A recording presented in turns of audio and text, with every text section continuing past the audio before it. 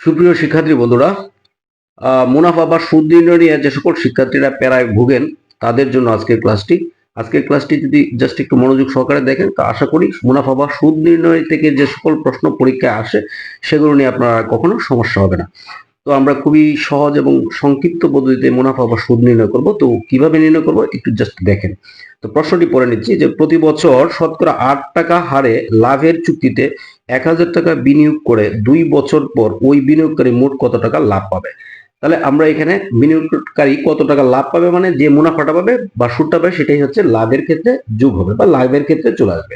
তো এখান থেকে আমরা নির্ণয় করব মুনাফা বা সুদ।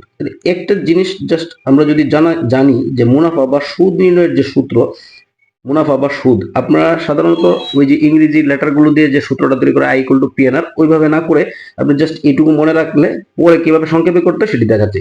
তো মুনাফা বা সুদ নির্ণয়ের যে সূত্রটি সেটি হচ্ছে আপনি হার নেবেন, হার গুণ আসল, তারপরে গুণ হচ্ছে সময়, আর ভাগ করব হচ্ছে 100 দ্বারা।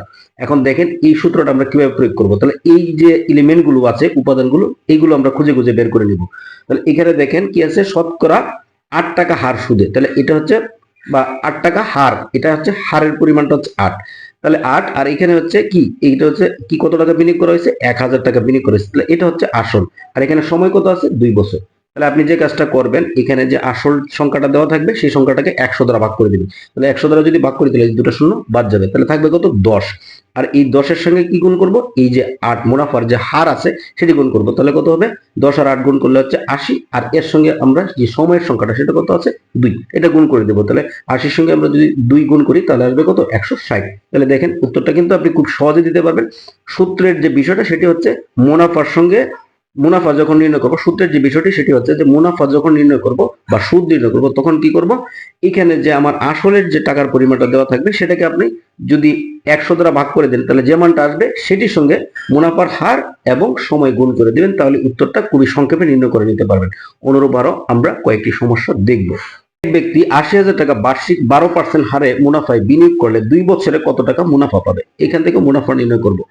তাহলে এখানে কি কাজ করব, আমরা জাস্ট এই যে 100 দ্বারা ভাগ করব। তাহলে এখানে প্রশ্নের মধ্যে আমি করে নিতে পারবো 100 দ্বারা ভাগ করবো, তাহলে আপনি মনে মনে করতে পারেন। তাহলে দুইটা শূন্য বাদ দিয়ে দিবেন। তাহলে দুইটা শূন্য বাদ দিয়ে দিলে থাকলো কত, 800। আর এখানে কত আছে, সংখ্যাটা 12, আর এখানে কত, 2। তাহলে 12 আর 2 যদি আপনি গুণ করেন তাহলে আসতেছে 24, আর এর সঙ্গে গুণ করতেছেন কত, 800। এখন দেখেন আপনি উত্তরটা কিন্তু এখানেও চিন্তা করে নিয়ে নিতে পারবেন। কিভাবে, এখানে যেহেতু দুটি শূন্য আছে তাহলে আমাদের অপশনের যে সংখ্যাগুলো আছে এখান থেকে দেখেন যে দুটি শূন্য আছে কোন সংখ্যাগুলোর মধ্যে, এটার মধ্যে দুটি নাই, 3টি শূন্য আছে, তাহলে এটা এমনি বাদ। এটাতে 3টি শূন্য আছে, তাহলে এটা এমনি বাদ। তাহলে থাকলো হচ্ছে এই কতে যে আছে আর এই গতে যা আছে।